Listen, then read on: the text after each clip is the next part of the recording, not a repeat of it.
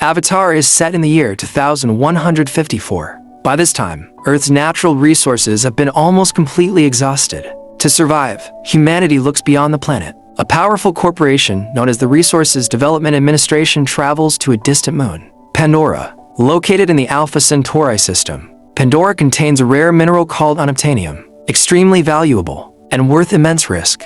The RDA begins mining the moon aggressively, with no concern for the environment and no respect for the native inhabitants. Pandora is home to the Na'vi, 10-foot-tall blue humanoids, a species that lives in harmony with nature. But Pandora's atmosphere is toxic to humans, so the RDA creates avatars, human minds linked to Na'vi bodies, allowing them to survive on the planet. One of the recruits is Jake Sully, a paraplegic former Marine. Jake is chosen after his twin brother is killed. His brother was meant to operate an avatar. Now, Jake takes his place. The Avatar program is led by Dr. Grace Augustine. She doubts Jake's abilities, but agrees to give him a chance. Jake enters his avatar body and joins Grace and Dr. Norm Spellman on an expedition. As they explore Pandora, they are suddenly attacked by hostile wildlife. In the chaos, Jake is separated, forced to flee on his own.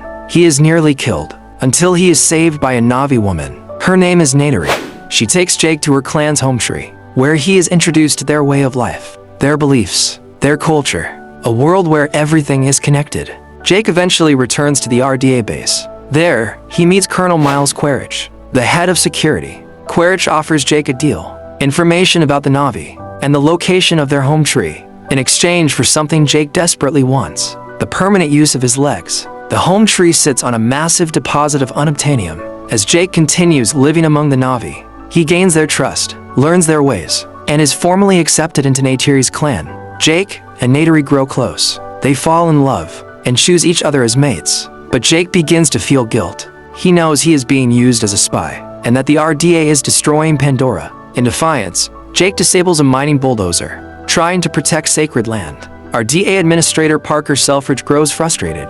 The delays cost too much. He orders the destruction of the home tree. Grace understands the danger. The tree is part of Pandora's biological neural network. Its destruction could cause irreversible damage. Grace and Jake rush to warn the Na'vi. Jake finally tells the truth. He admits he was sent to spy on them. He begs them to evacuate. The Na'vi feel betrayed. Jake and Grace are taken captive. Moments later, Quaritch attacks. The home tree is destroyed. Many Na'vi are killed, including Neytiri's father. Neytiri's mother frees Jake and Grace, but they are quickly captured by the RDA. Their avatars are disconnected. They are imprisoned. One of Quaritch's pilots, Trudy, is horrified. She turns against the RDA, helping Jake, Grace, and Norm escape. During the escape, Grace is shot, dying. To regain the Na'vi's trust, Jake takes a final risk. He confronts a legendary creature, Torik, a beast feared by all. Jake bonds with it, proving his connection to Pandora. With the Na'vi watching, Jake convinces Neytiri's mother to help. Grace is taken to the Tree of Souls, where the Na'vi attempt to transfer her consciousness, hoping to save her life. Despite every effort, Grace does not survive the transfer. She dies. Jake mourns the loss of his friend, but he does not stop. He makes a choice to fully stand with the Na'vi. Jake supports the new clan leader, Sudi, and helps unite the scattered clans of Pandora, preparing them for war. As Jake completely embraces Na'vi life, he prays to Awa, asking for help, asking for balance. Then the battle begins. RDA forces descend on Pandora. Clans from across the moon rise to defend their home. The fighting is brutal, relentless. During the chaos, Sudi is killed. So is Trudy. As the Na'vi begin to lose hope, something extraordinary happens. Pandora itself responds. Creatures of the land and sky join the fight, turning the tide against the humans. Neytiri believes this is Awa's answer. The RDA forces are overwhelmed, defeated, but Quaritch is not finished. He tracks down Jake's avatar link unit, exposing Jake's human body to Pandora's toxic air. Jake begins to suffocate as Quaritch prepares to kill his avatar. Neytiri arrives. She strikes Quaritch down, saving the one she loves. The war ends. The Na'vi are victorious. All humans not loyal to Pandora are expelled. Jake makes his final decision. His human body is taken to the Tree of Souls. The ritual is performed, and his consciousness is transferred permanently. Jake awakens, fully Na'vi, reunited with Neytiri, and accepted into his new family. The story continues. 16 years later, in Avatar, The Way of Water, Jake Sully is now the chief of the Omaticaya clan. He lives peacefully with Neytiri and their children, Their sons, Netium and Loak, their daughter, Tuk, and Kiri, an adopted child, mysteriously born from Grace Augustine's lifeless avatar. The Sully children grow up alongside Spider, a human boy, the son of Colonel Quaritch, raised by scientists allowed to remain on Pandora. For years, peace holds. Then humanity returns. The RDA comes back, stronger, more dangerous. Leading the invasion is General Francis Ardmore, and this time, they bring something new, recombinants. Navi bot is implanted with human memories. Elite soldiers reborn. Leading them is Miles Quaritch, revived, now trapped inside the body of the species he once hunted. As Quaritch attacks Jake's clan, he captures Spider, his own son, using him to learn how to hunt Jake Sully. Realizing his family is no longer safe, Jake makes another choice. He flees, crossing the ocean with Neytiri and their children, seeking refuge with the Metkayina clan. There, Jake and Neytiri meet Chief Tonawari and his wife, Ronald. An alliance is formed. Loak begins to bond with the chief's daughter, Syrea. She teaches him the ways of the sea, and a connection grows between them. But Loak is targeted, bullied by Syrea's brother, Aonung. During a hunting trip, Aonung abandons Loak in dangerous waters, left to die. Loak is saved by a massive sea creature, a Tolkien named Pyakon. An unlikely friendship forms. Through Pyakon, Loak earns Aonung's respect. He learns that the Metkayina see the Tolkien as spiritual kin, though Pyakon is an outcast, cast away for attacking human hunters who killed his mother, bringing further destruction upon his species. Meanwhile, Kiri feels drawn to the ocean. She connects her mind to an underwater spirit tree and experiences visions of grace, but the connection overwhelms her. She suffers a seizure and nearly drowns. Jake turns to his human allies for help, Norm Spellman and Max Patel. After examining Kiri, they reach a devastating conclusion.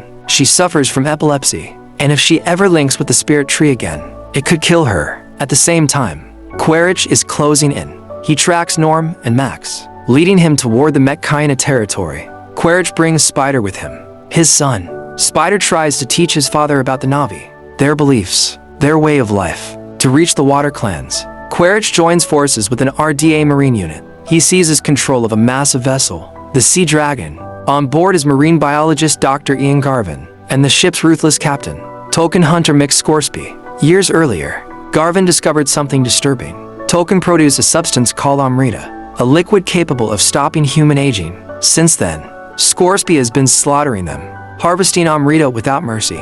Unable to locate Jake among the sea clans, Quaritch changes tactics. He begins attacking villages, killing Tolkien, burning homes, all to draw Jake out. When Loak learns Pyakon is in danger, he acts. He gathers his siblings and their friends. They race to save the Tolkien, but Quaritch strikes first. Loak is captured, so are Syrea and Tuk. The other children escape.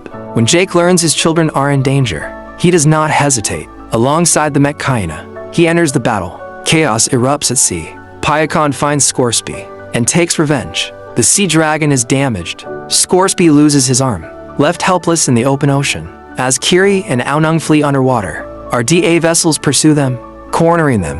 In desperation, Kiri reaches out to Eywa, and the ocean responds. The environment itself turns against the humans, destroying the pursuers. Jake and Neytiri board the Sea Dragon, desperate to save their children. Spider chooses his side. He sabotages the ship from within. The vessel begins to sink. Netium arrives to rescue Loak, Syrea, and Tuk, but Loak refuses to leave Spider behind. He goes back and saves him. Netium arms himself, covering their escape.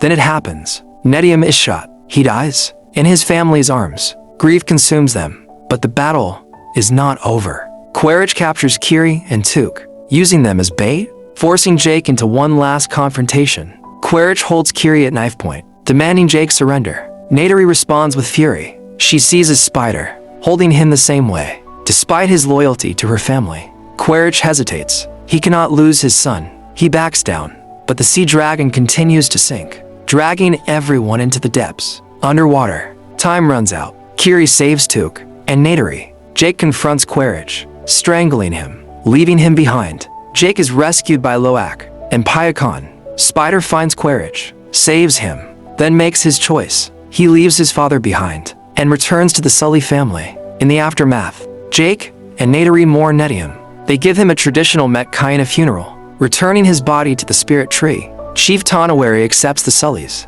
as true members of his clan. Jake makes a vow. He will protect them with his life. Jake finally understands the truth. There is no running. The RDA will never stop, and neither will he. The war is far from over. Thanks for watching. If you enjoyed this recap, make sure to subscribe to Cinevoice. Hit the bell icon to stay updated and enjoy the journey.